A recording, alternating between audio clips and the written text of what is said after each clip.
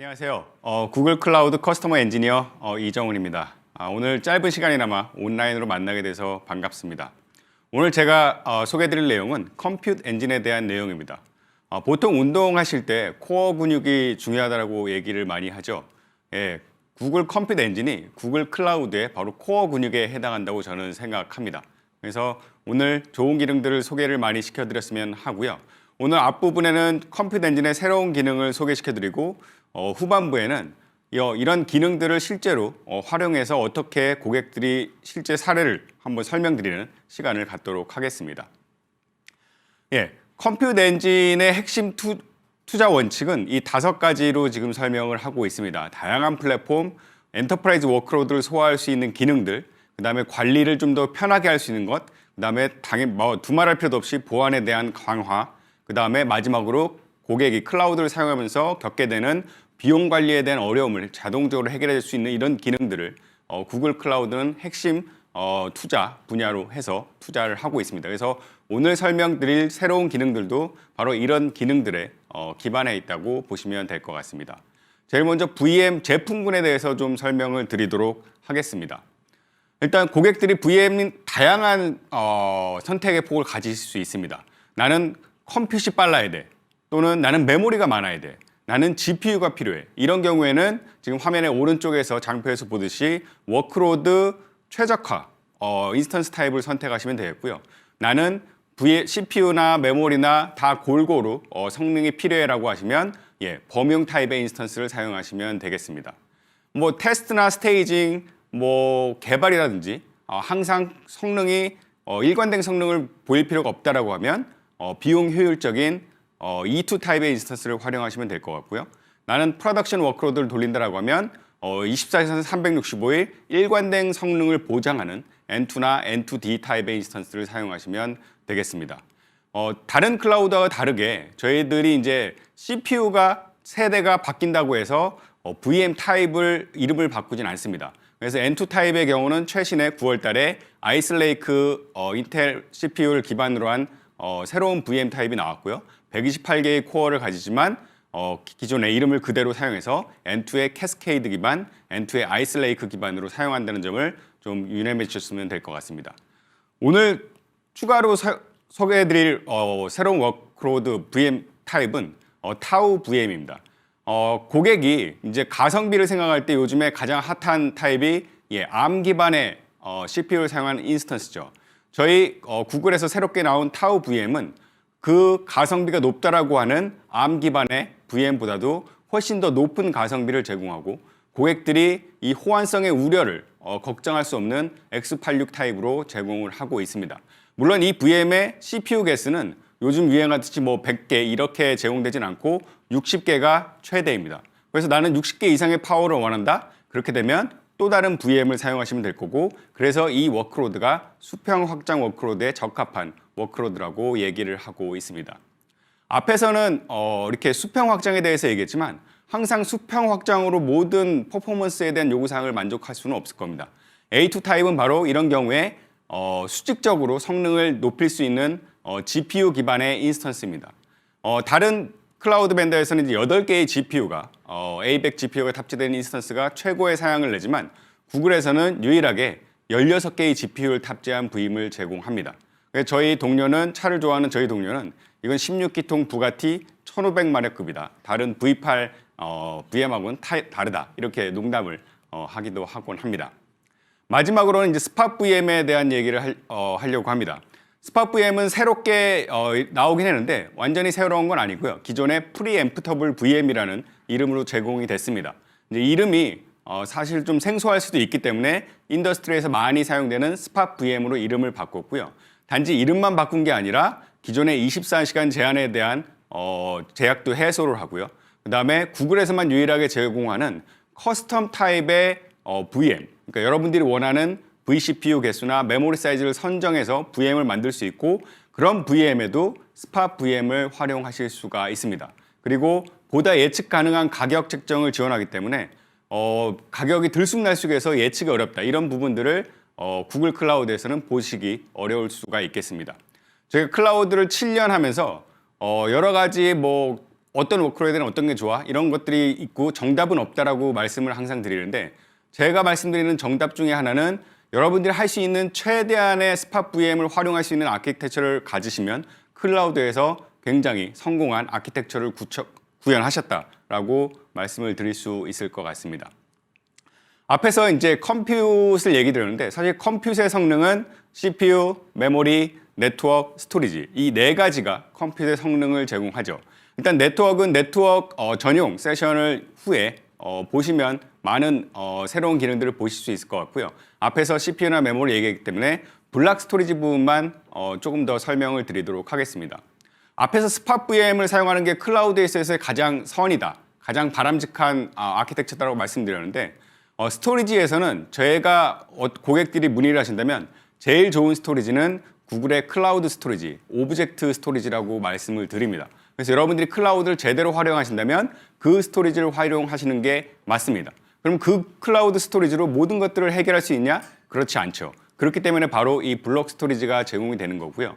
가장 오른쪽에 수백만 IOPS까지 제공되는 로컬 스토리지부터 가장 왼쪽에 IOPS는 적지만 시퀀셜 IO에 적합한 빅데이터나 이런 쪽에 적합한 인스턴스 블락 스토리지 클래스가 제공이 되고 있습니다. 왜 왼쪽에 2020년 예정이라고 되어 있는 것은 현재 제공되는 블록 스토리지보다 좀 더 업그레이드 버전이 제공될 예정이고요. 시퀀셜 IO에 최적으로 스루풋이 굉장히 높게끔 제공되는 블록 스토리지가 추가로 제공될 예정입니다.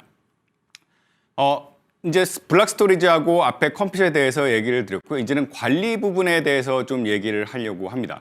사실 인스턴스가 늘어나면 늘어나게 될수록 관리에 대한 부담이 많이 문제가 되죠. 그래서 고객들은 클라우드를 사용하면 사용할수록 매니지드 서비스로 이동을 합니다. 근데 매니지드 서비스로 또 모든 것들을 해소할 수는 없기 때문에 고객들은 컴퓨터 엔진을 배포를 하고 거기서 VM을 관리를 해야 되죠. 근데 이런 VM 관리를 할 때 문제점에 닥치게 됩니다.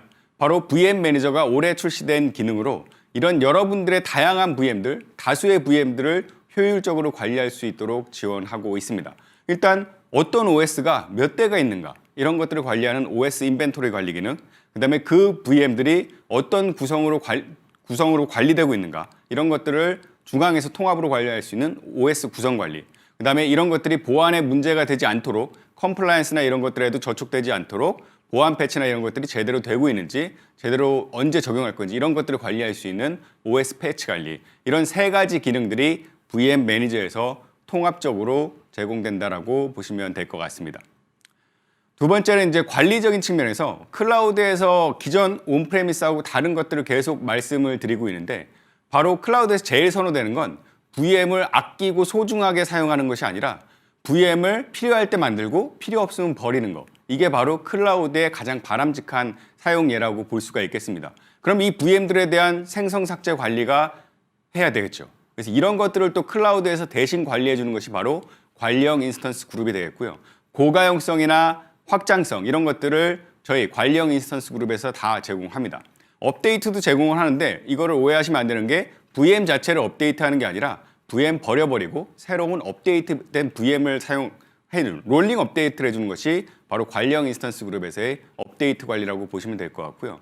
근데 모든 VM을 바로 삭제하고 필요할 때 생성하고 되면 사실 필요한 데이터를 전부 손실할 수도 있죠. 모든 워크로드가 이럴 수는 없기 때문에 저희들 관리형 인스턴스 그룹에서는 스테이트풀형 관리 인스턴스 그룹도 제공합니다. 이 그룹을 사용하시면 데이터나 VM에 관련된 메타데이터 그리고 조만간 지원될 IP 정보에까지도 보존이 되기 때문에 여러분들이 스테이트풀한 것들은 관리형 인스턴스 그룹에서 스케일 아웃이나 이런 것들이 어렵지 않느냐라고 할 수 있는데 사실 그런 것들도 지원이 될 수 있게끔 지원을 하고 있습니다. 추가로 된 기능이 사실 이제 부하가 들어오게 되면 그거를 보고 이제 VM을 증설해서 그 부하를 감당을 하죠. 근데 이것들이 항상 패시브하게 항상 부하가 먼저 발생한 다음에 VM이 증가되면 한 템포 좀 느린 대응이 될 것입니다. 그래서 자동 확장 관리형 인스턴스 그룹에서는 추가된 자동 확장 기능이 나오는데 바로 예측이나 일정 기반으로 여러분들의 VM을 충분히 부하가 들어오기 전에 확장하는 그런 기능들을 제공을 하고 있습니다. 제가 굉장히 짧은 시간 안에 다양한 기능들을 지금 설명을 드렸는데 바로 앞서 설명드렸던 이 5가지 핵심 원칙 및 투자 분야에서 기능들이 개발된 것을 확인하실 수가 있겠고요. 다음으로 현대 오토웨버에서 바로 이런 구글의 컴퓨트 엔진을 이용해서 어떻게 성공 사례를 만들었는지 그 사례를 클루커스의 정준호님을 모시고 한번 들어보도록 하겠습니다.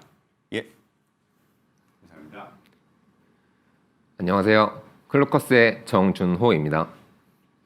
이번 세션에서는 저희의 고객사인 현대오토웨버와 함께 진행한 캐스퍼 프로젝트를 소개해드리겠습니다.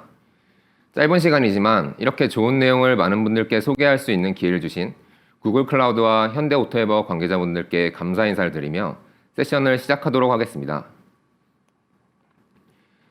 이번 캐스퍼 프로젝트의 이름은 네오 트리다이브입니다. 네오 트리다이브는 메타버스를 구현하는 플랫폼에서 스트리밍 기반 3D 모델링을 제공하는 서비스입니다.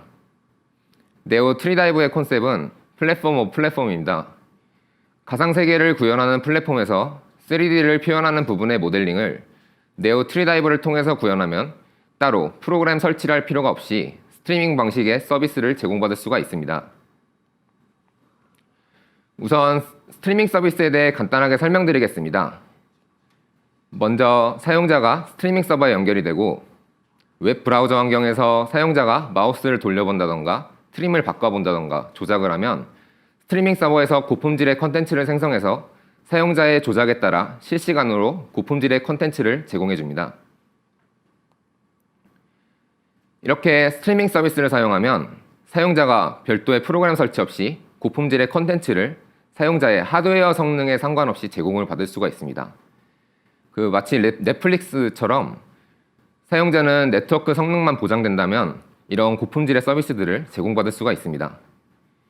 캐스퍼 온라인 차량 구매 사이트에서 차량의 트림과 옵션을 선택하면 웹에서 현실의 차와 똑같은 모습의 차량을 경험할 수가 있어 사용자가 온라인을 통해서도 오프라인과 같이 충분히 차량을 살펴보고 구매할 수 있게 도움을 주는 서비스를 제공하였습니다.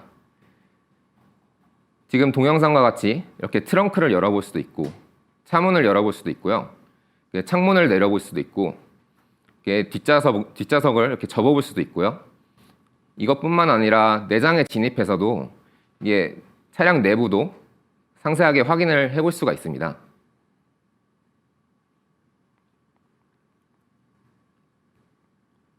이런 차량 풀스트리밍 서비스는 국내에서 최초로 시도되는 서비스이기 때문에 많은 챌린지들이 있었습니다. 흔히 사용하는 웹 와스 DB, 2티어, 3티어 이런 구조들이 아니었기 때문에 아키텍처를 설계할 때도 굉장히 많은 고민이 있었습니다. 어떤 서비스를 활용해야 하는가에 대한 고민도 있었고 어떻게 활용해야 효율적인가라는 고민도 많이 있었습니다.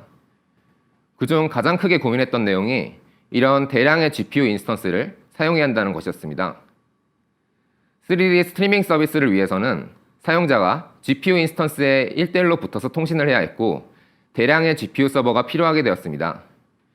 또한 GPU 인스턴스의 가격은 일반 인스턴스에 비해 꽤 비싼 편인데요. GPU 인스턴스의 가격을 몇 대를 사용할지 곱해서 단순 계산을 해봤을 때 꽤 놀랄만한 금액이 나왔었습니다. 거기에 사용자 수에 따라 스케일링을 계속해야 했기 때문에 약정을 해서 할인을 받는 것도 불가능했습니다. 그로 인해 비용 최적화에 대한 고민을 굉장히 많이 하게 되었습니다. 또한 사용자가 붙어있는 스트리밍 서버의 상태에 따라 사용자의 경험 수준이 결정되기 때문에 스트리밍 서버의 안정적인 운영에 대한 고민도 하였습니다. 이러한 챌린지들이 일반적인 온프렘 환경에서는 해결하기가 현실적으로 불가능한데요. 이 챌린지들을 구글 클라우드의 장점들을 활용하여 해결하였습니다. 첫 번째로 비용 최적화를 위해 선점형 VM과 커스텀 머신 타입을 사용하였습니다. 먼저 선점형 VM, 프리엠터블 VM입니다. 이 선점형 VM은 현재는 앞에서 정우님께서 설명해 주신 스팟 VM으로 변경이 되었습니다. 선점형 VM을 사용해서 CPU, 메모리, GPU의 비용을 할인받아 60% 이상의 비용을 절감할 수가 있었습니다. 이번 프로젝트에서도 GPU 가격의 비중이 꽤 높은 편에 속했는데 이 선점형 VM을 사용하여 비용을 상당히 절감할 수가 있었습니다. 현재는 스팟 VM으로 명칭이 바뀌긴 했지만 이전 선점형 VM과 마찬가지로 비용을 크게 절감해서 사용을 할 수가 있습니다. 그리고 구글 클라우드의 굉장히 큰 장점이죠. 커스텀 머신 타입을 활용하였습니다. 구글 클라우드의 VM은 CPU, 메모리, GPU를 커스텀하게 조정을 할 수가 있습니다.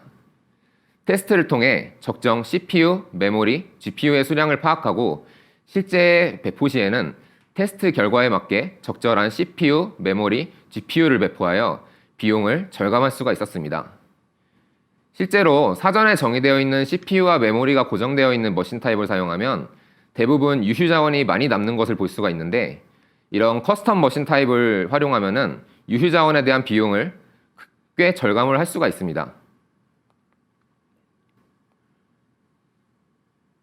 다음도 구글 클라우드의 굉장한 장점인데요. 글로벌 네트워크, 글로벌 로드 밸런서를 활용하였습니다. 저희가 대량의 선점형 GPU 머신을 사용하여 서비스를 제공할 때 고민한 부분이 서비스가 오픈하고 사용자가 몰렸는데 머신 예약이 안 되거나 장애가 생기면 어떻게 대처할까 그런 DR에 대한 고민을 많이 했습니다. 그래서 이렇게 다른 리전에도 똑같이 스트리밍 서버를 배포할 준비를 해두었습니다. 우선 구글 클라우드는 타 클라우드들과는 다르게 VPC가 글로벌이기 때문에 이런 VPC를 피어링해야 한다던가 추가적인 서비스를 사용해야 한다던가 이런 거 하나도 없이 동일한 아키텍처를 유지할 수 있었고 단일 애니캐스트 IP를 가진 글로벌 로드 밸런서에 이렇게 여러 리전의 백엔드만 간단하게 추가를 해서 단시간에 구성을 완료할 수가 있었습니다. 세 번째는 클라우드 펑션과 로깅을 활용하여 스트리밍 서버의 사용량을 파악한 내용입니다.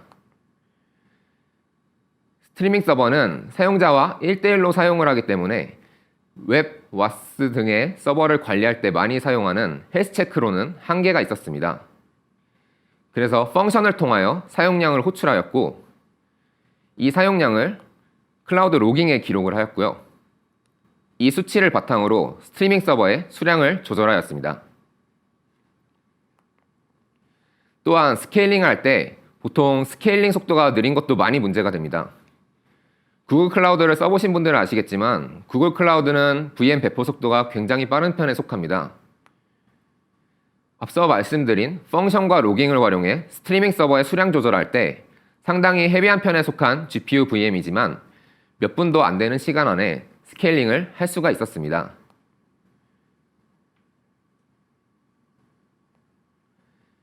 마지막으로 프로세스 모니터링을 활용하여 주요 프로세스들의 오류를 탐지하였습니다.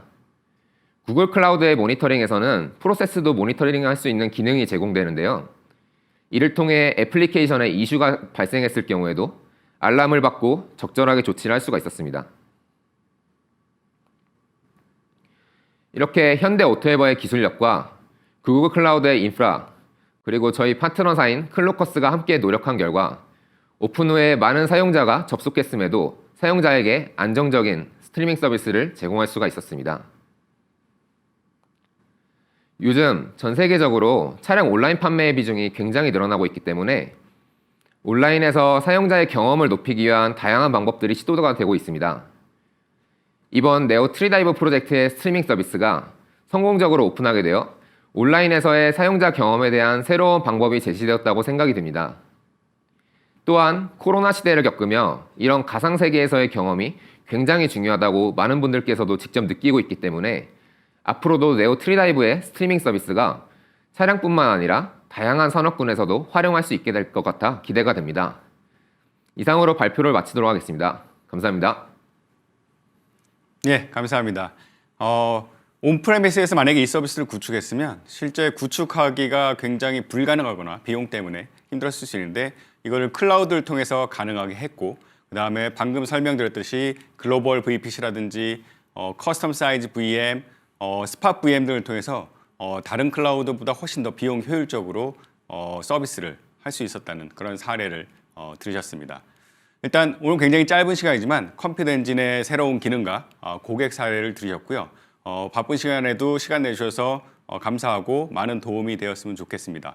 다음번에 더 많은 기능과 또 다른 사례로 찾아뵐 수 있도록 하겠습니다. 감사합니다.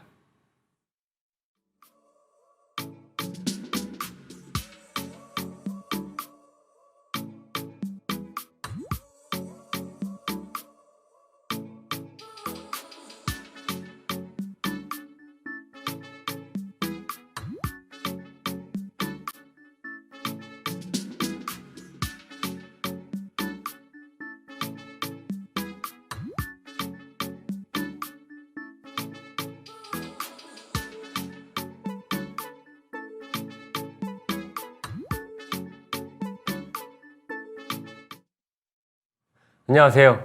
인프라스트럭처 클라우드 트랙의 첫 번째 세션, 컴퓨트 엔진의 새로운 기능 및 고객 적용 사례를 듣고 오셨습니다. 저는 구글 클라우드에서 커스터머 엔지니어로 일하고 있는 김령화입니다. 오늘 세션을 진행해 주신 정우님과 함께 라이브 Q&A 시간을 진행하기 위해서 인사드립니다.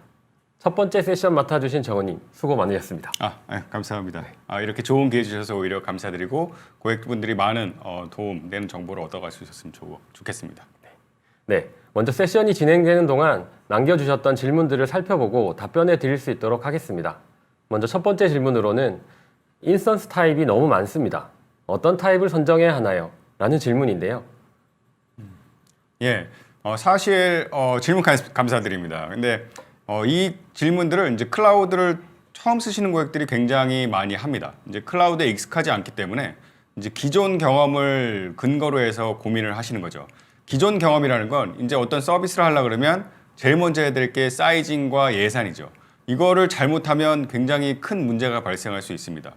자칫 잘못하면 큰 돈 낭비가 될 수도 있고, 또 더 문제는 서비스가 잘 되는데 리소스가 부족하면 또 그것도 큰 문제가 될 수 있죠. 근데 클라우드에서는 사실 이런 사이징에 대한 고민을 할 시간에 다른 고민을 해야 되는 게 더 필요합니다.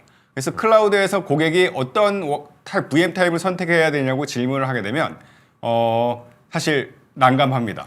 예, 실제 고객마다 워크로드가 다 다르고 고객한테 정확한 그러면은 사용량이 어떻게 되냐고 물으면 고객도 사실 잘 대답을 하기가 힘든 상황입니다. 이제 그런 상황에서 이제 저희가 답변을 드리긴 굉장히 힘들죠. 근데 바로 여기서 클라우드의 장점이 있습니다. 바로 고객이 테스트를 통하거나 실제 서비스를 할 때 좀 보수적으로 산정해서 서비스를 하고 한 며칠, 일주일만 지나더라도 저희 구글 클라우드 콘솔에서 안내문을 줍니다. 이 사이즈가 과도하니 줄이십시오. 이런 기반으로 해서 언제든지 비용 효율을 할 수 있기 때문에 굳이 어떤 타입의 VM을 선정해야 될지 고민하실 필요가 없습니다.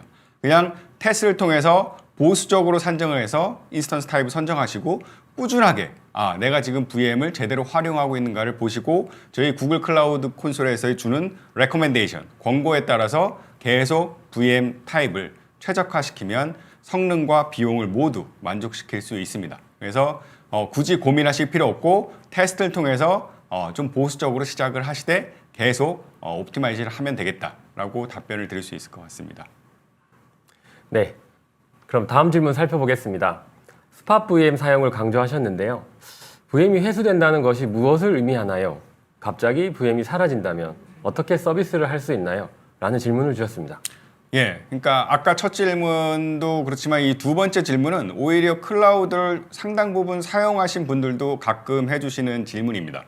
사실 이제 VM이라는 게 이제 애지중지하죠. 거기에 내가 모든 컨피그레이션 다 해놓고 시간 들여서 했는데 그게 사라진다면, 그리고 심지어는 거기에 데이터도 많이 저장되어 있는데 그게 사라진다면 그게 말이 되느냐라는 이제 그런 컨셉이 사실 IDC에서 여러분들이 하실 때도 있습니다. 있는데도 근데 전통적으로 사용을 하셨고 VM이라는 게 사라지지 않고 서버가 사라지지 않기 때문에 그냥 그렇게 사용하셨던 건데 클라우드에서는 이걸 좀 다른 면으로 볼 수가 있습니다. 좀 더 적극적으로 새로운 아키텍처를 반영하시면 되는데 가장 편하게 여러분들이 많이 보시는 예를 들자면 웹 서버를 둘 수가 있습니다. 이제 웹 서버나 어플리케이션 서버 같은 경우는 실제적으로 로직을 담고 있는 서버여야 합니다. 걔가 데이터를 가지고 있을 필요는 없죠. 그리고 그게 더 이상한 거고요. 근데 기본적으로 웹 서버라고 하면 웹 세션 정보, 사용자 세션 정보를 가지고 있어야 계속적으로 사용자가 접근할 때 이 사용자가 기존에 뭘 요청했으니까 이번에 뭘 줘야지, 이런 히스토리를 가지고 있어야 되기 때문에 이 정보를 어딘가에 꼭 보관해야 됩니다. 예전부터 이제 주로 편하게 사용하는 건 웹 서버 안에 뭐 메모리 세션을 쓴다든지 뭐 이런 방법을 썼는데 이렇게 되면 상당히 큰 문제가 되죠. 그 VM이 애지중지할 수밖에 없습니다. VM이 사라지면 사용자들이 갑자기 자기의 히스토리를 잃거나 로그인 정보를 잃거나 뭘 구매를 해서 장바구니를 했는데 장바구니가 없어진다거나 이러면 상당히 큰 문제가 되겠죠. 바로 이런 것들을 해소하기 위해서 스테이트리스한 아키텍처로 해야 됩니다. 그러니까 웹 서버의 웹 세션 정보를 밖에 저장을 해야 되는 거죠. 밖이라고 하면 굉장히 많은 옵션들이 있습니다. 이 옵션들은 여러분들이 또 선택을 하실 수가 있고요. 저희들이 권고를 드린 건 매니드 서비스를 이용해서 거기에 데이터를 저장을 하는 겁니다.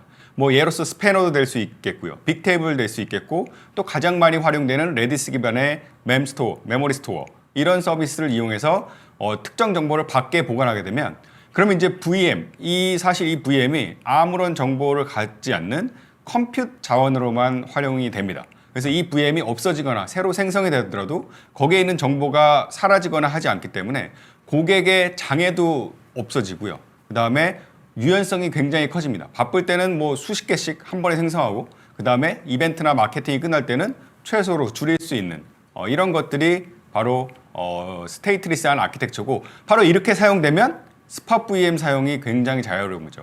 언제 VM이 회수가 되더라도 여러분들의 아키텍처에는 문제가 없을 수가 있고요. 스팟 VM이 부족하다 그러면 그냥 일반 온디맨드 VM을 급할 때는 사용하셔도 됩니다. 그래서 이런 아키텍처를 구성하시면 클라우드를 정말 잘 활용하고 계신 고객으로 보시면 될 것 같습니다. 네, 이제 마지막 질문 살펴보겠습니다. 시간 관계상 한정된 질문에만 답변 드리는 점 양해 부탁드리고요. 지금 보시는 화면 아래 질문을 남겨주시면 저희 구글 클라우드의 엔지니어 분들이 답변을 드릴 수 있도록 하겠습니다. 마지막 질문입니다. 구글 클라우드 스토리지를 추천하셨는데 VM에서 사용이 가능한가요? 라는 질문을 주셨습니다. 예, 이거는 이제 또 어드밴스드한 질문이 되겠네요. 일단 VM에서 사용이 가능하다라고 하면 이제 많은 고객들이 마운트에서 보통 블락 디바이스처럼 마운트에서 VM에서 뭐 C나 D 드라이브, 뭐 리눅스 같으면은 뭐 루트에 마운트에 사용할 수 있느냐, 디렉토리로 마운트에 사용할 수 있느냐 이런 질문하시는데 예, 할 수는 있습니다. 이제 클라우드 스토리지 퓨즈라고 해서 오픈 소스가 있기 때문에 이렇게 되면 구글 클라우드 스토리지를 여러분들의 네트워크 드라이브로 마운트해서 사용하실 수가 있습니다. 근데 여러분들이 이해를 하셔야 되는 게 블록 디바이스나 오브젝트 스토리지 파일 네트워크 드라이브들은 굉장히 기본적으로 다른 근본적인 상황을 가지고 있습니다. 그래서 여러분들이 이 서비스를 만약에 진짜로 활용하시려고 한다면 정말 여러분들의 사용 시나리오에 따라서 테스트를 많이 하시기를 권고를 드리고요. 가급적이면 그 용도는 분할해서 사용하시는 것을 추천드립니다. 사실 구글 클라우드 스토리지 사용하기 위해서는 어플리케이션의 수정이 권고가 됩니다. 바로 어플리케이션에서 GCS의 파일을 쓰고 읽고 하게 되면 여러분들의 성능 문제, 용량 문제, 관리 문제 이런 것들이 모두 사라지고 비용까지도 저렴합니다. 이래서 완벽한 솔루션이라고 볼 수 있는데 사실 모든 것들은 그걸 사용할 수 없기 때문에 그런 것들을 잘 가려서 사용하시기를 권고드리고 내가 수정할 수 없는 어플리케이션이다. 그럴 때는 사실 그 오브젝트 스토리지, 구글 클라우드 스토리지 사용할 때는 좀 더 많은 테스트와 세밀한 검토가 필요할 거라고 보여집니다. 네, 마지막 질문까지 깔끔한 답변 감사드립니다. 감사합니다. 네, 이제 정우님과 함께 오늘 세션 동안 진행되는 출석 체크 이벤트에 대해서 안내 드리려고 하는데요. 오늘 구글 클라우드 넥스트 리캡 서울의 모든 세션이 진행되는 동안 출석 체크를 할 수 있는 QR코드가 화면에 랜덤하게 띄어져 있을 예정입니다. 정우님의 세션 중에서도 갑자기 화면 아래에 떠 있었던 QR코드를 보셨을 텐데요. 화면에 보이는 QR코드로 접속을 하시면 출석 체크를 하실 수 있는 폼이 나오고요. 정보를 입력해 하신 후에 제출해 주시면 됩니다. 출석 체크에 참여해 주신 모든 분들을 대상으로 해서 추첨을 통해 구글 클라우드가 준비한 한정판 기념품을 선물해 드리려고 합니다.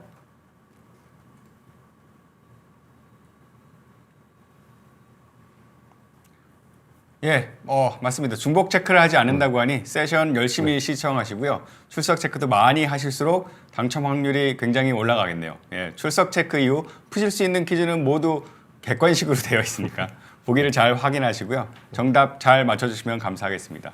관심 있는 세션 시청하시고요. 출첵 및 퀴즈에도 참여하셔서 선물 많이 받아가셨으면 좋겠습니다.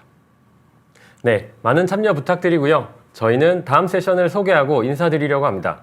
인프라스트럭처 클라우드 두 번째 세션은 커스터머 엔지니어 김종옥님께서 어디에 보관해야 할까요? 스토리지 살펴보기 라는 제목으로 기업이 클라우드에 데이터를 저장해야 할 때 꼭 필요한 스토리지와 그 옵션들에 대해서 소개해 주실 예정입니다.